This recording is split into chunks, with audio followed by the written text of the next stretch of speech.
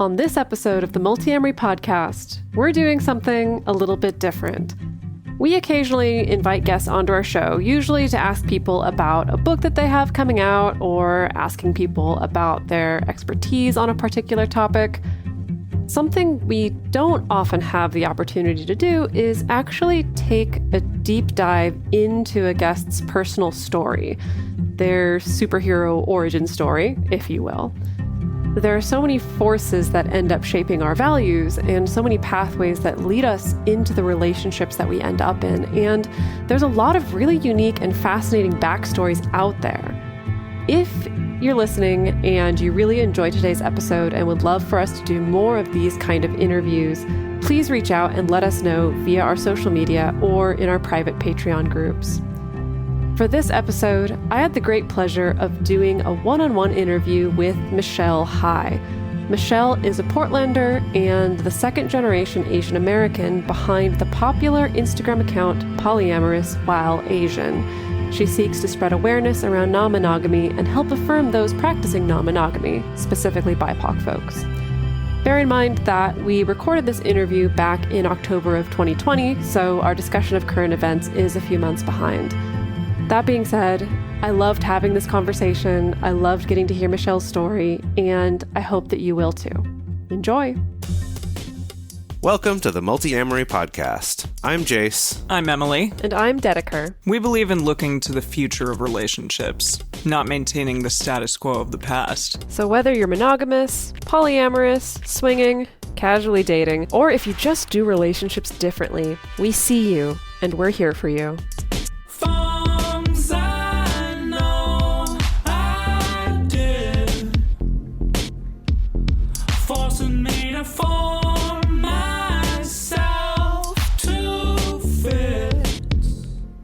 So I really struggled with knowing where to start with these interviews, so I'm just going to toss out a question and we'll see where it goes. Can you remember some of the earliest messaging and lessons that you recall getting about romantic relationships and sex? Gosh, yeah, I feel like that's like a deep dive. Wow. Yeah, yes, we're just really jumping. Yeah. Almost into like child psychology questions here.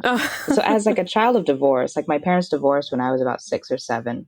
So I think that was like a huge marker, I think, of like a mental marker for sure with regard to monogamy in our society. And that in this case, it didn't work. And of course, as an adult, I can realize that, of course, it was for the best. That particular relationship didn't work. But definitely as a child, I think it was one of the main things that first began to give me that kind of jaded feeling toward monogamy, but I didn't have the vocabulary for it until I was about like 18. As a child, like growing up, and my mom would date and I would see her have like, she was a serial monogamist. And so definitely had this like first-hand look at monogamy in a dysfunctional way. And of course, through like a child's eyes. So it's like still trying to figure out the world and trying to figure out my place in the world, trying to figure out how relationships work. And that was definitely, it was definitely a huge factor in, I think, me moving away from thinking monogamy is like the shit. And it led me to start watching like rom-coms. Like my mom loved rom-coms and stuff. And like the love triangle trope, very common. But yeah, as a kid, like as an adolescent and as a teenager, I began thinking like, oh, why can't they like work it out? Isn't that a thing adults could do? Maybe he seems fine. He seems fine. They could share. Is that something that people do? I don't know. Wow, that's so fascinating. Because I feel that looking at our typical rom-coms, and especially rom-coms of, let's say, like the 90s and early 2000s, that there's so little in there to suggest any quote-unquote sharing whatsoever. And I think that's so unique that independently you were like, people should be able to figure this out. I don't see what the problem is. Yeah. One of my mom's favorite rom-coms was Sweet Home Alabama. So like with Reese Witherspoon. I saw that one in theaters. Oh man. Yeah. So I saw that movie a lot. And like in that movie, a lot of the time they have the love triangles where they insert some like shallowly bad trait for one character to make it seem okay. The easy choice is to go with the other character. But in that movie, both of them were fine. Both of them were, I think, pretty good. I'm trying to remember, and I probably have not seen it since I saw it in theaters, honestly. So I'm trying to remember. Yeah, because it was like her partner at home. I thought his bad trait was just that he was like rich or something. Yeah, the Alabama husband, like his bad trait was just maybe that he was a bit rough around the edges. And he wasn't like abusive or anything like that. And then the Patrick Dempsey character, like they kind of made him flawless. And so I think that was one of the main movies where it's, can't she figure out a way? Can't the three of them figure out some sort of way to share?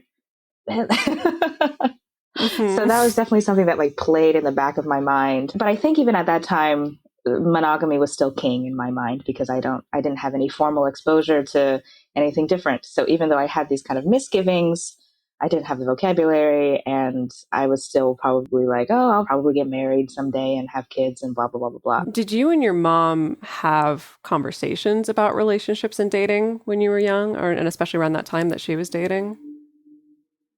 No, we didn't. Not really. It was a lot of specific messaging, I think.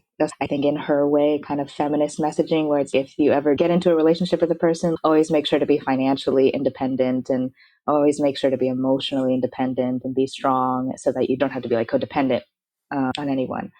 So I think that was a lot of the messaging is just don't fall into any, I guess, conventional trappings with romantic relationships, even though time and time again, I think looking back, I think she herself fell into those trappings, and she was definitely doing like a do as I say, not as I do.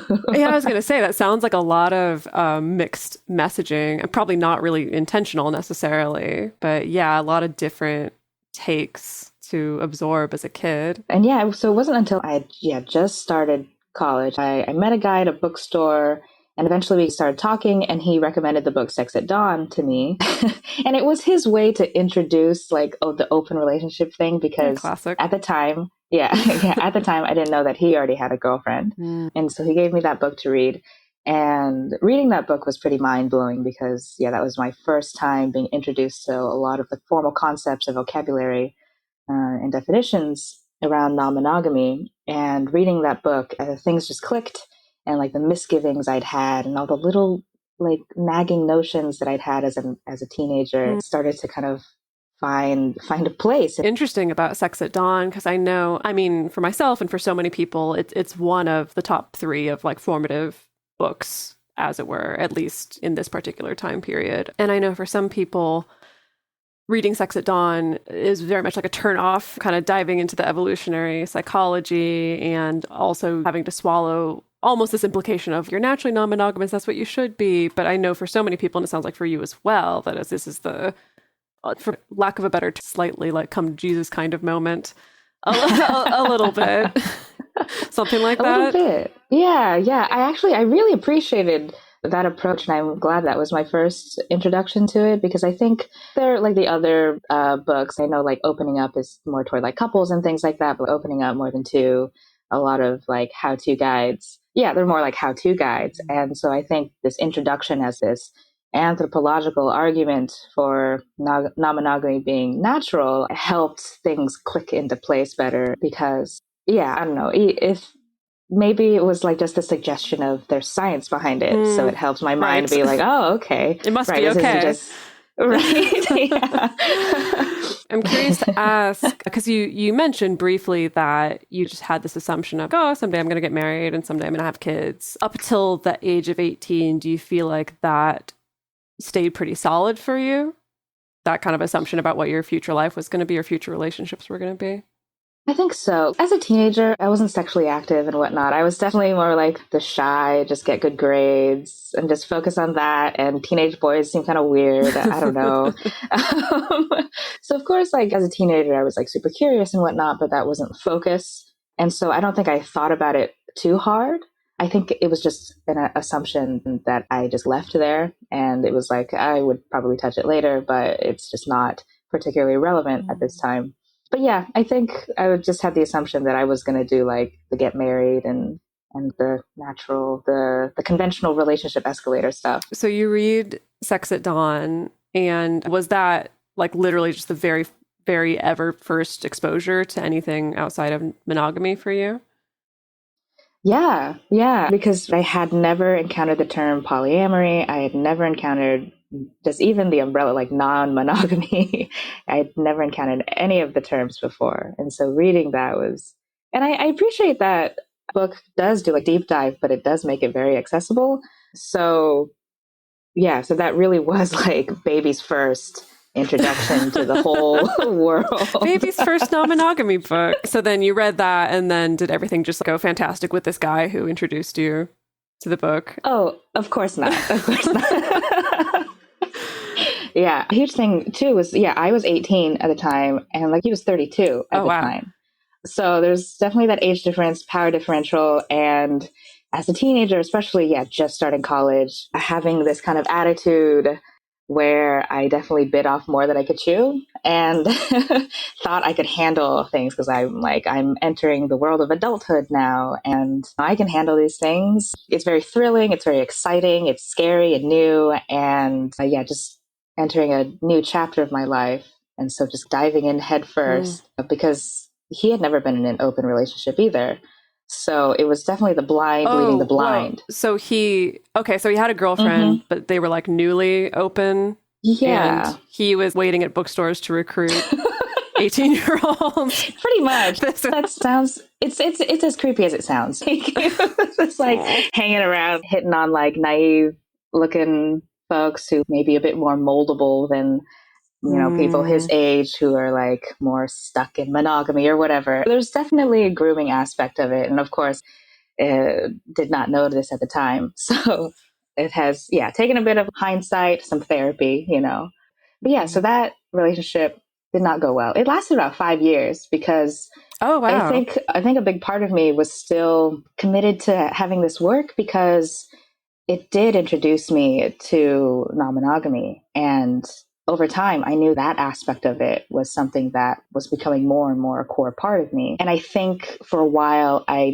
entangled that concept. So I just felt invested in that relationship working because I wanted non-monogamy to work. And there was a bit of a pride thing as well, because I didn't want to be one of those like foolhardy teenagers who jump into a relationship and then, of course, it doesn't work out.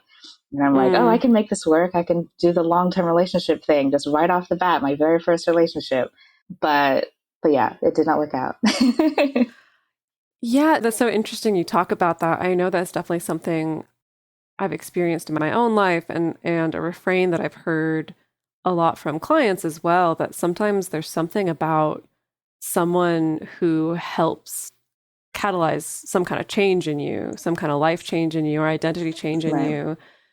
Even if they turn out to be an asshole, that sometimes it's like you get attached to the symbolism of what they represented, the turning point that they brought in, that then makes it harder to sometimes recognize when it's time to leave or when they're no longer serving you. Exactly. So for this 5 years, were you out about being in a non-monogamous relationship? It was very gradual. The first person who was close to me who knew about it was my sister.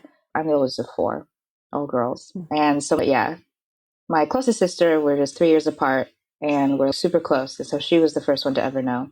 It wasn't like easy news for her because I think it was kind of weird. And also like the age difference too. She didn't take the news well at first, but she became more and more accepting of it. And I think just as she just saw more and more that it wasn't necessarily like the non-monogamy was bad about the relationship, but just like the other person in the relationship. So it was my sister, and over time, my friends would know, and it would just come up. And most of my friends are monogamous, but they're pretty accepting. Yeah. With regard to other people, like the rest of my family, they don't know. And it's like still don't know. Right. They still don't also, know. Yeah. And even at that time, so like of course, when I told my parents that I was going out with a 32-year-old man, they were like, no. Especially since I was like still living at home at the time and whatnot. So they're like, no, don't do this. And it was very, very tumultuous. So it took... Yeah, because I imagine at that age also, that's not something you're open to hearing from anybody, right. Much less your parents, especially. Yeah. And at that time, I think because the reaction felt like an overreaction. Like, I think the arguments that they were presenting weren't arguments that were like clicking. And it just seemed like a blanket no, as opposed to like, okay, let's talk about the situation and go through it. And so I think, yeah, especially in my 18-year-old brain, I'm like, oh, they don't understand. Of course. They never understand. I'm just going to have to do this on my own. I kind of had to kind of hide that relationship from my parents for a while. And it took, I think, 3 years in before they met for like Thanksgiving. And it was okay. But yeah, so to this day, they don't know that I'm non-monogamous. And at this point, it's one of those things where I'm not necessarily directly opposed to them knowing, but I do know that they would be uncomfortable with the conversation. So I'm in no rush, or I don't have any particular desire to really talk to them about it because, right. Yeah, I don't particularly need their validation to tell me that, what I'm doing is okay or not. And yeah, if it's just going to bring up discomfort, it's just not worth it at this time.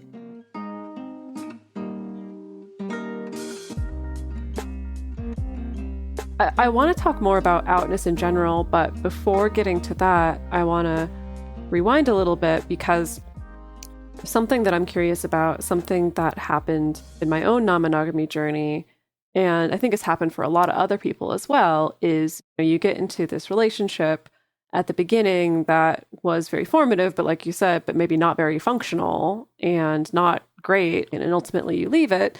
And I'm really curious about that moment when you finally get out of that relationship, because I feel for some people that moment is kind of a, well, that sucked. Maybe I should go back to monogamy or go back to a more traditional structure or something that feels more reliable. And for some people, it's more of this turning point of, actually, I'm going to get deeper into the weird relationship structures. And so I'm curious to hear about that relationship ending or you finally leaving that relationship and what that transition was like for you. So, fortunately, yeah, within the 5 years, I had made other sexual connections. And so he no longer was like my sole connection to polyamory. I started having non-monogamous friends who like turned into partners. I have like three or four relationships that began during that initial relationship and that are still existing today and that are very, very valuable and I feel like very sustainable and strong. And so it helped me realize that it was definitely that relationship and not non-monogamy that was wrong.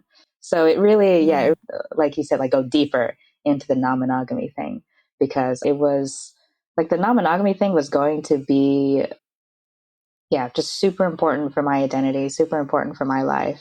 I knew that there may be times where I am more low energy and maybe not as like active in pursuing a whole bunch of different relationships, but I knew that I would always want the option to have other relationships. And so having those really healthy, stable other relationships at the time, I think helped me break away from that initial relationship and created like a safety net, like a sort of hammock for me to divest from that kind of toxic relationship so that I wasn't like completely alone. And it still sucked. It still was a bad breakup, but definitely was cushioned by the fact that I still had people that I love. Yeah, it's such an interesting thing because within the non-monogamy community, I think so many people have experiences of their breakup pain being minimized by other people because they're non-monogamous. The old trope of, well, you have someone else, so why be sad about this one, And at the same time, it's, like you said, still so painful, even when you're not isolated and even when you have other people around you to support you. And then at the same time, it is kind of like this weird little fringe benefit of non-monogamy of helping to kind of almost create a little bit of that buffer around leaving a toxic relationship, of having this really established proof of, hey, there's people who like really love you. Because we can get so stuck in that trap of after a breakup of being like, oh my God, am I not lovable? Am I never going to date anyone again? Am I messed up in some way? I'm curious, for the sake of our listeners hearing this part of the story, what would Michelle now have said to like 18-year-old Michelle at the beginning of this relationship? That's something I ask myself a lot still. Because looking back, like advice from my younger self, a lot of it would have to do with like confidence and self-esteem, because those were huge parts of why I stayed in that relationship. And kind of those fears where it's like, oh, if I don't have this, when will the next one come along? And yeah, questions about me being acceptable or lovable. And so I definitely coached 18-year-old Michelle on self-worth and on, I think, cautioning against codependency, like depending on this other person to make me feel valuable. And to trust myself more, because I think at the time I went along with a lot of things because I did want to be open to the experience. I really did want to give non-monogamy a try, and I guess put as much effort and openness into it as I could. And because of that, I definitely doubted myself, especially because of that dynamic with an older person, just kind of defaulting to like, oh, well, he's got more life experience in general, so he probably knows a little bit more. But it would definitely tell baby Michelle that if you have a really bad gut feeling, it's not cowardice to back away from it. It's not like you being a bad person. It's not you just being like the inflexible monogamous type. Divest yourself from the situation and even stand up for yourself in the situation, because you have that bad gut feeling because there is something wrong. Yeah, that's powerful. It's such a powerful realization and such a powerful lesson.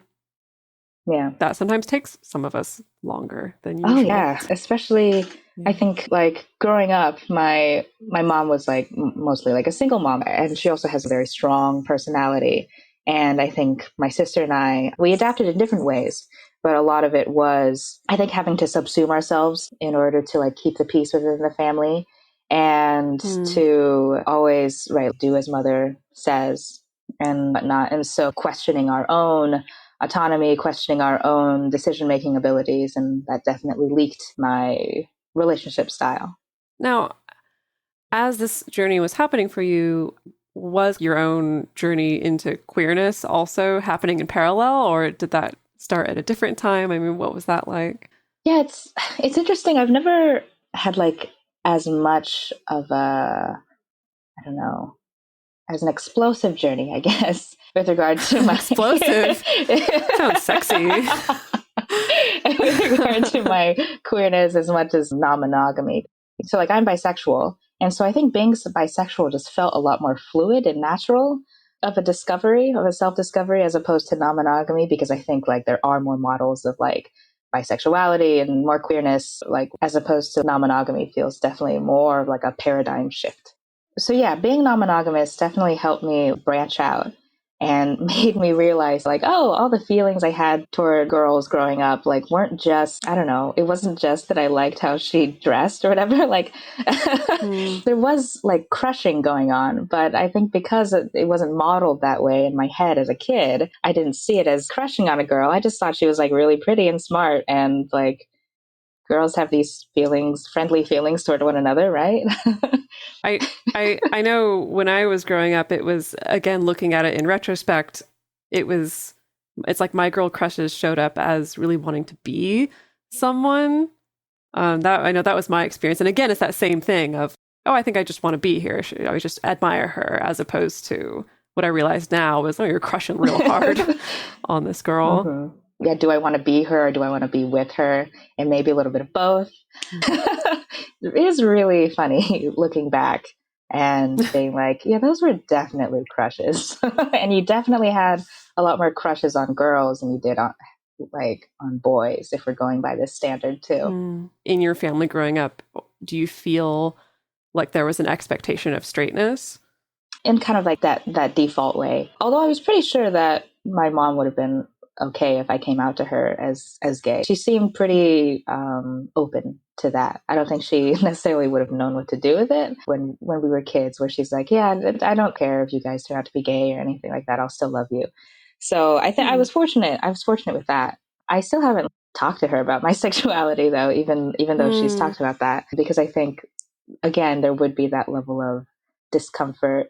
I think with my mom it'd be okay. I think she would just kind of internalize it and try to think about it on her own for a while. My stepdad, there's definitely some like more homophobic vibes, definitely some bit more of like the straight cis toxic masculinity. It's not something I have any desire to talk with him about. But yeah, I think my mom would be relatively cool with it. I saw on your Instagram, you're posting specifically about being at that intersection of queer and Asian and putting out that call of letting other queer Asians know that you see them. And I'm jumping ahead here a little bit because you've been running Polyamorous while Asian for how long now? I started at the end of February. So what is that, 8 months? This year? Yeah, this year. Oh my goodness. Yeah. Like no time whatsoever. I thought for sure that you've been doing this for years, just with how it's grown. No, that's been a really taken surprise. off. That's been a surprise how much it's grown. But I think a big part of it is because I found like that niche where it's like polyamory is still not, there are like a lot of resources. But yeah, so the polyamory niche, but then not only like person of color, but like Asian, and there doesn't seem to be very many. Yeah. Yeah, it was such an interesting thing because when I was prepping for this recording, I typed into Google polyamorous while Asian to see what it would bring up. And it is so funny that the first thing that comes up is like this Quora post of people being like, is there polyamory in Asia? Yeah. Like an old Reddit post from like 5 years ago of someone being like, I'm an Asian man and feels like there's no space for me in this community. So it's true. It really seems like there is such a need. Yeah, and it's like I know people are out there, but and I think I've made the same Google search, and I think I've come across those same threads where I know those people are out there, but I think there are a lot of like I think polyamory in general is still kind of stigmatized, and people still judge people for it. I think a lot of Asian communities, especially like your parents or immigrants, still fairly traditional and conservative, and a lot of Asian countries like my family, my mom's side is from Taiwan, and they're like I think the first Asian country, or one of the first to pass LGBTQ equality laws. But yeah, still fairly conservative. And that definitely translates over to like, even if, you're an Asian American, still a lot of stigma and fear of judgment, and you don't want to be cut off from your family. Your parents were immigrants as well. And would you say that in your experience growing up, it was like a similar mold of kind of carrying what you feel to be more traditional conservative values, or do you feel like it was different in your experience? There was, because there's definitely that issue of feeling the need to assimilate. I think my mom definitely wanted to assimilate a bit more than my dad did. My dad is more traditional Chinese, and he's not super conservative. Actually, he wouldn't care if I was gay or not. He's like closer to his family, and I think they have more of the big Chinese family kind of thing going on my dad's side. On my mom's side, it's much more intimate. So we do have like family in the Portland area, but yeah, we don't do like the big Chinese gatherings, except maybe Chinese New Year. And even then it's pretty small. It's usually my grandparents, my parents, my sisters, and I.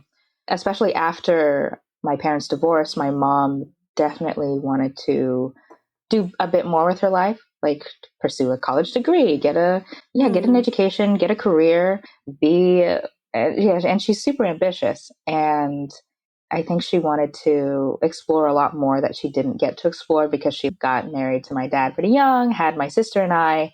So she was just this stay-at-home mom in this, and she'd only been in the United States for about 5 years by the time she had me. Oh, wow. So yeah, she hadn't gotten to do a whole lot of exploring. And so yeah, the divorce, I think, was definitely a new chapter for her. And in a way, like she had wanted to, I guess, Americanize a bit more. In her upbringing for us, it was a mix of more traditional, like get good grades in school, go to college, get a lucrative degree so you can get a good job. That kind of pressure. But she wasn't full on like, I guess, quote unquote, tiger mom, where it's like, okay, you have homework and then you have violin and piano lessons and then this and that and that. So it wasn't super strict quite like that.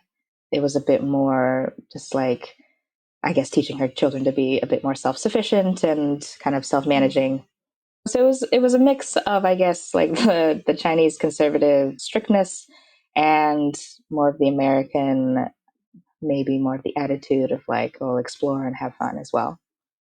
So interesting you bring up assimilation. That's such a big part of the immigrant experience, either the resistance to assimilation or the desire to assimilate or being caught in the middle of that, and especially also the trickle-down effect on children of immigrants. And I think it is also interesting to look at those of us who are in the queer community or the non-monogamous community, the way that almost similar struggles play out, of course, in a very different way. But, I think about queer marriage rights, for instance, simultaneously being such a victory, and then also, on the other hand, often critiqued as just trying to assimilate into this colonial white heterosexual model that we've been given. Right. And I mean, I see the same thing, because it's like, I mean, how many interviews have I done, and maybe you've done as well, where someone's asking like, oh, how do you feel about polyamorous marriage? Do you want polyamorous marriage? And I'm sure that's something, you've been cognizant of in these communities as well.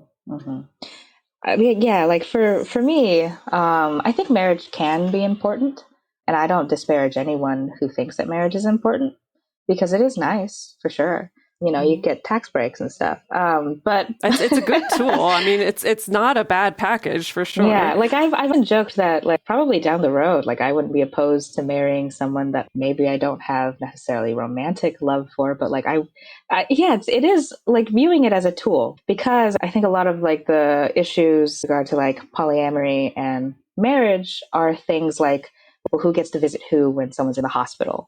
That is still pretty shitty. There was somewhere in New England or on the East Coast where like a city passed some sort of law. Yes, it was in Massachusetts. Yeah, for domestic partnerships, I think. Something like that. So like things like domestic partnerships, things that like, I mean, I feel like these things shouldn't be like so codified in law, where it's like, oh, who's allowed to visit you in the hospital? Like, yeah, your wife or your husband can, but maybe not your like sister, who you may be closer to. So I think under the system that we are in right now, it would be nice to have certain protections and certain allowances and whatnot. So I'm like not opposed to the idea. Right. There are more, I think there are bigger fish to fry. It's always is so mind-blowing to me to think about, like you said, this is so codified. And it's like we have a state-sanctioned relationship. This type of relationship, it's the state-sanctioned relationship. Have you heard? It is so funny to think about that, how it just so erases such a wide swath of possibility of human relationship and intimacy.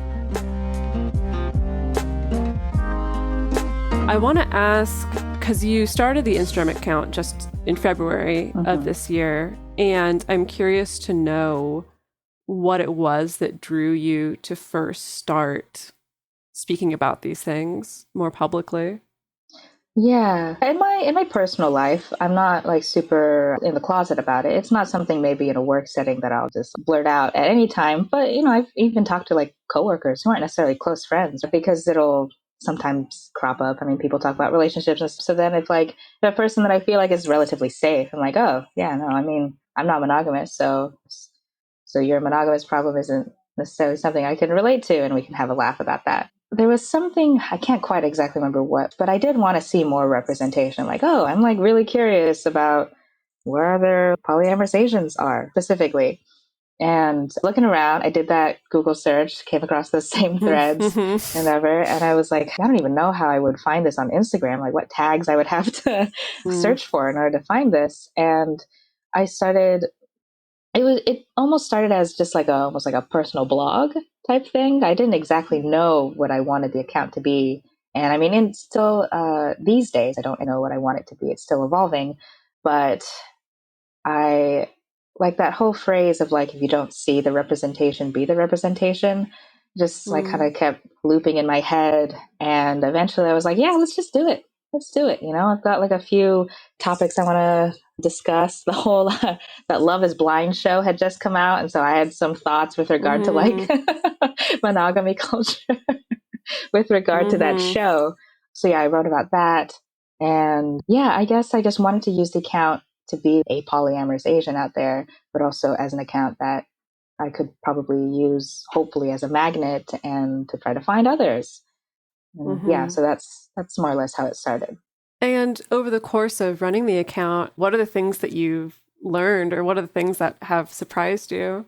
It's always a pleasure when someone like goes into my DMs and they're Asian and they're like, and some people can be out, some people can't be out. And they're like, hey, I mean, this is, yeah, I don't see any other polyamorous Asians, so this is great. And I'm like, it's always exciting.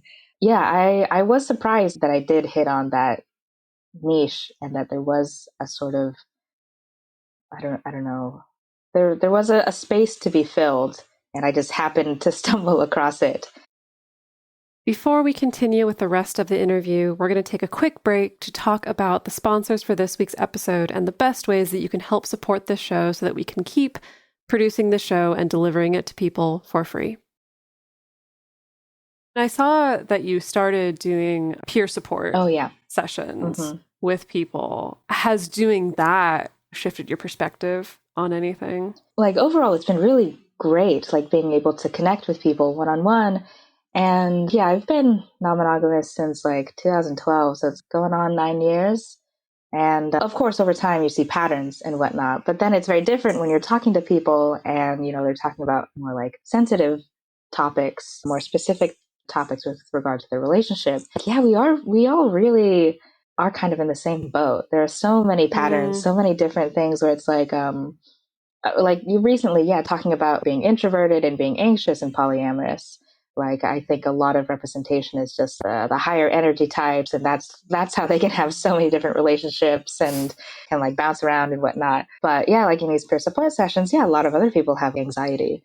A lot of other people are lower energy types, and they think that non-monogamy can't work for them. And I'm here just like, no, it definitely can. I mean, like, I can tell you from personal experience, like, it definitely can work.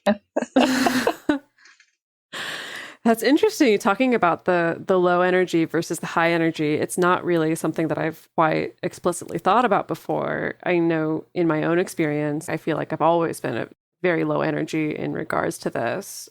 And I mean, sometimes, honestly, even today, I'm just like, it's a miracle that I'm drawn to have multiple partners because I feel like I barely have the energy for multiple hobbies sometimes.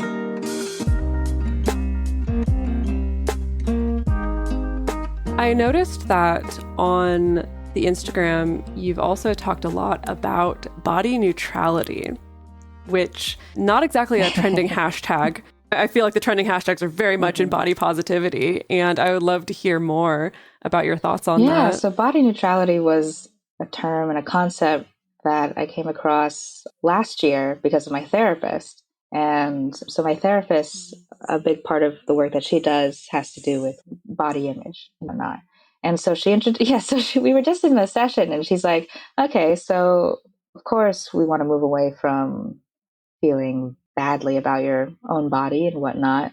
But also there seems to be a lot of pressure, especially these days. Like, it's well-meaning, but it turns into a lot of pressure to like love your body and to find it sexy all the time and to find it just awesome all the time.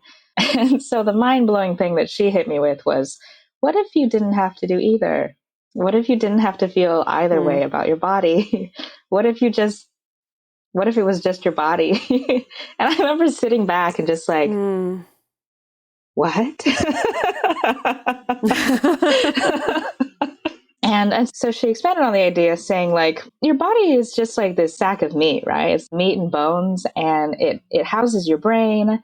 It allows you to hug people. It allows you to take in food and nourish and, get the calories you need to walk around. I think more just focusing on what your body does or allows you to do, as opposed to, I think, viewing it from a framework of having to add value to it all the time. Like, it has to be like sexy or perfect, or like, even if you're like plus size, where like it has to conform to still a specific shape, like if you're in a bigger body.